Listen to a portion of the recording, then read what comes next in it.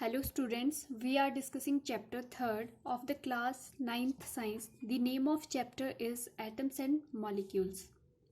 In the last lecture, I told you about how to write chemical formula for ionic compounds containing polyatomic ions.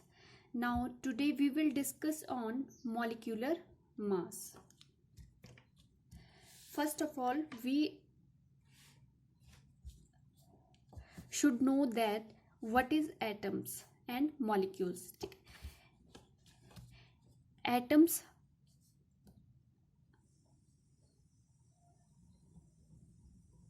are smallest unit of any matter. ठीक है, atoms क्या है आपकी smallest unit है matter की. ठीक है, अब जो एटम्स है, ठीक है, सेंटर पे क्या है आपका न्यूक्लियस. ठीक है, और न्यूक्लियस के अराउंड क्या मूव कर रहे हैं आपके इलेक्ट्रॉन्स. ठीक है, इलेक्ट्रॉन्स मूव कर रहे हैं. ठीक है, तो यहाँ पे जो आपके सेंटर में है वो क्या प्रेजेंट है, प्रोटॉन प्लस न्यूट्रॉन. ठीक है, सेंटर न्यूक्लियस में क्या है, प्रोटॉन प्लस न्यूट्रॉन. ठीक है, तो जो एटॉमिक जो मास होता है किसी भी एटम्स का, या हम बात करें एटम्स का मास कहाँ होता है, सेंटर में प्रेजेंट. ठीक है, तो एटॉमिक मास जो होता है, ठीक है, वो किसी भी एटम्स के सेंटर में प्रेजेंट होता है. ठीक है, न्यूक्लियस में होता है. ओवरऑल जो आपके प्रोटॉन प्लस न्यूट्रॉन क्या होते हैं, इक्वल टू एटॉमिक मास के इक्वल होता है, प्रोटॉन प्लस न्यूट्रॉन. ठीक है, फिर हमने बात की थी जो एटॉमिक मास है, ठीक है, किसी भी जो एलिमेंट्स का है, वन एटम का अगर हम फाइंड आउट करते हैं तो वो कैसे कैलकुलेट किया था हमने प्रीवियस जो लेक्चर किए थे उसमें हमने एटॉमिक मास फाइंड आउट किया था. ठीक है, तो उसमें क्या किया था हमने, atomic mass is equal to mass of one atom of element upon 1/12 mass of one atom of carbon. ठीक है, इसमें क्या किया गया, जो कार्बन जो आइसोटोप है, ठीक है, डिफरेंट डिफरेंट आइसोटोप लिए थे. ठीक है, तो ये क्या है कार्बन का आइसोटोप, ये क्या है मोस्ट अबंडेंस भी था और ये क्या है स्टेबल भी था. ठीक है, तो जितने भी एलिमेंट्स हैं आपके पीरियोडिक टेबल में उनको क्या है कार्बन के आइसोटोप्स के साथ, कार्बन 12 के साथ क्या है कंपेयर किया गया. ठीक है, कि इतना हैवियर है आपका जो एलिमेंट है. ठीक है, जो मास हमने फाइंड आउट किया तो 1/12 मास ऑफ कार्बन एटम से कंपेयर किया कि इतना आपका हैवियर है जो सेकंड एलिमेंट है. फॉर एग्जांपल हमने बात की थी ऑक्सीजन की. ठीक है, ऑक्सीजन में क्या है एटॉमिक मास अगर हमने फाइंड आउट करना है ऑक्सीजन एटम का. ठीक है, तो यहाँ पे हमने कैसे फाइंड आउट किया था कि यहाँ पे हमने मास ऑफ वन एटम, ठीक है, मास क्या है 16. ठीक है, फिर 1/12 मास ऑफ कार्बन एटम का क्या होता है, वन एटम का 12. ठीक है, तो ये कैंसिल हो गया. और जो भी एटॉमिक मास है उसको किससे डिनोट करते हैं आप, यू से, मतलब एटॉमिक मास यूनिट, AMU इसकी यूनिट है एटॉमिक मास. तो ये ऑक्सीजन का मास क्या है 16 आ गया. ठीक है, तो हम क्या बोल सकते हैं कि जो आपका ऑक्सीजन एटम है वो कार्बन एटम से 16 टाइम हैवियर है. ठीक है, तो इस टाइप से क्या है हम एटॉमिक मास फाइंड आउट करते हैं. सिमिलरली आपके पास जो मॉलिक्यूल्स है, ठीक है, मॉलिक्यूल्स क्या होते हैं कि जब आपके सेम और डिफरेंट टाइप्स के एटम्स या एलिमेंट्स, सेम और different types of atoms of any element combine they form molecules. ठीक है, अगर आपके क्या है सेम या डिफरेंट काइंड के जो एटम्स है या एलिमेंट्स है वो क्या है कंबाइन करते हैं तो वो क्या फॉर्म करते हैं मॉलिक्यूल्स। फॉर एग्जांपल H+O2, ये क्या फॉर्म कर रहा है H2। ठीक है, तो यहाँ पे ये क्या फॉर्म कर रहा है H2O। ठीक है, तो इस टाइप से ये क्या फॉर्म कर रहा है मॉलिक्यूल्स। ठीक है, अगर हम बात करें मोलर मास की, ठीक है, तो मोलर मॉलिक्यूलर मास क्या होता है, it is defined as the average relative mass of its molecule as compare to the 1/12 mass of carbon atom. ठीक है, सिमिलरली जिस टाइप से हमने मॉलिक्यूल्स का निकाला एटम्स का मास निकाला, ठीक है, एटॉमिक मास।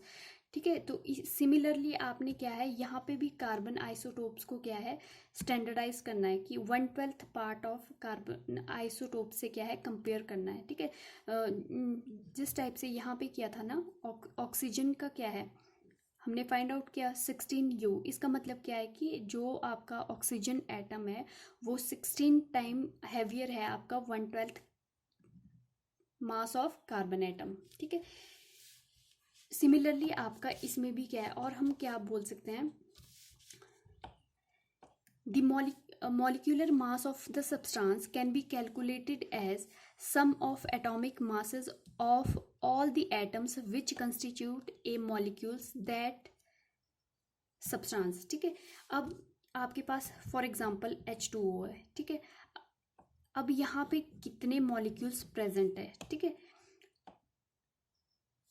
3 मॉलिक्यूल्स प्रेजेंट है, 2 हाइड्रोजन के हैं प्लस 1 आपका ऑक्सीजन का प्रेजेंट है। ठीक है, तो अगर आपने मॉलिक्यूलर मास निकालना है तो आपने क्या करना है इन जिस मतलब एटम्स या एलिमेंट्स का क्या है आपका मॉलिक्यूल्स फॉर्म हुआ है उन एलिमेंट्स को सबको क्या है ऐड कर देना है। ठीक है, तो वो क्या आ जाएगा आपका मॉलिक्यूलर मास और we can say molar mass. ठीक है, मोलर मास भी इसको बोलते हैं हम। ठीक है, फॉर एग्जांपल अगर हम H2 की बात करते हैं तो H2 में कितने एलिमेंट है आपके 3 एलिमेंट है, 2 आपके हाइड्रोजन के हैं 1 आपका ऑक्सीजन का है। ठीक है, अब हम इनको 2 इंटू अब एटॉमिक मास क्या है हाइड्रोजन का 1U। ठीक है, अगर हम बात करें ऑक्सीजन की तो आपके ऑक्सीजन का एटॉमिक मास क्या है 16, तो ये आ गया 16U। अगर हम इनको ऐड करेंगे H2O का क्या आ जाएगा, हम दोनों जो आपके एटम्स है उनको ऐड कर लेंगे प्लस ऑक्सीजन, तो 2 + 16 तो ये आ जाएगा 18U। ठीक है, क्योंकि एटम्स का ही फॉर्म हुआ है ना आपका मॉलिक्यूल्स भी। ठीक है, डिफरेंट जो आपके एलिमेंट्स के एटम्स है वो कंबाइन करके आपका मॉलिक्यूल्स फॉर्म कर रहे हैं। ठीक है, तो इस टाइप से हम क्या है मॉलिक्यूलर मास और we can say molar mass find out कर सकते हैं। सेकंड एग्जांपल है। ठीक है, सेकंड है आपके पास SO2 मॉलिक्यूल। ठीक है, SO2 में क्या है एक आपका सल्फर का प्रेजेंट है। ठीक है, 2 आपके किसके हैं ऑक्सीजन के प्रेजेंट है। ठीक है, तो यहाँ पे आपने क्या करना है सल्फर का कितना है 32U एटॉमिक मास। ठीक है, और ऑक्सीजन का कितना है आपका 16। ठीक है, अब क्या करना है आपने इनको ऐड कर लें। ठीक है, पहले 32U U है ये। ठीक है, एटॉमिक मास यूनिट है प्लस 16 2 32। ठीक है, तो अगर हम इनको ऐड करेंगे तो आपके पास क्या हो जाएगा 64U। ठीक है, तो इस टाइप से हम क्या है ये जो मोलर मास है या मॉलिक्यूलर मास है वो फाइंड आउट करेंगे। थर्ड अगर हम एग्जांपल ले CO। ठीक है, कार्बन मोनोऑक्साइड CO से डिनोट करते हैं हम। ठीक है, तो यहाँ पे हम कार्बन प्लस ऑक्सीजन। ठीक है, तो कार्बन का एटॉमिक नंबर क्या है सॉरी एटॉमिक मास क्या है वो है 12। ठीक है, प्लस ऑक्सीजन का क्या है 16, तो ये टोटल आपके पास क्या आ जाएगा 28 यू, ठीक है, आपने डिनोट करना है यू से, या AMU भी लिख सकते हैं, एटॉमिक मास यूनिट, ठीक है। फिर थर्ड अगर हम बात करते हैं CO2 की, ठीक है, तो यहाँ पे carbon plus 2 oxygen molecules present है, ठीक है। अब यहाँ पे क्या आ जाएगा, कार्बन 12 है और आपने 2 ऑक्सीजन मॉलिक्यूल्स प्रेजेंट है, ठीक है। तो ये क्या आ जाएगा, 12 प्लस 16 टू ज़ 32, तो ये ऐड करेंगे तो यहाँ पे क्या हो जाएगा, 44 म्यू से, ठीक है। सिमिलरली अगर हम नेक्स्ट एग्जांपल की बात करें, आपके पास है O2 मॉलिक्यूल्स है, ठीक है। तो O2 मॉलिक्यूल्स है तो इसका कैसे फाइंड आउट करेंगे, 2 इंटू 16, ठीक है। तो ये क्या आ जाएगा आपके पास, 32 यू, ठीक है। तो इस टाइप से हम ऐड करेंगे, ठीक है। तो आपके पास जो मॉलिक्यूलर मास है, तो आपने क्या है, कोई भी सब मॉलिक्यूल्स है वो क्या है आपका डिफरेंट एलिमेंट या जो एटम्स है, डिफरेंट एलिमेंट्स के जो एटम है वो कंबाइन करके क्या है आपका मॉलिक्यूल्स फॉर्म करते हैं, ठीक है। मॉलिक्यूल फॉर्म करते हैं तो वो क्या है, आपने उन मॉलिक्यूल्स में जितने भी उस मॉलिक्यूल में आपके एटम्स प्रेजेंट है, उन एटम्स को क्या है ऐड कर देना, सम कर देना उनको, ठीक है। जो टोटल मास आपके पास आएगा वो क्या है आपका molecular mass of that substance, ठीक है। सिमिलरली अगर आप बात कर लो कैल्शियम कार्बोनेट, ठीक है, तो यहाँ पे भी क्या है आपके पास कैल्शियम का 1 एलिमेंट है, फिर कार्बन का 1 है, 3 आपके ऑक्सीजन के प्रेजेंट है, ठीक है। तो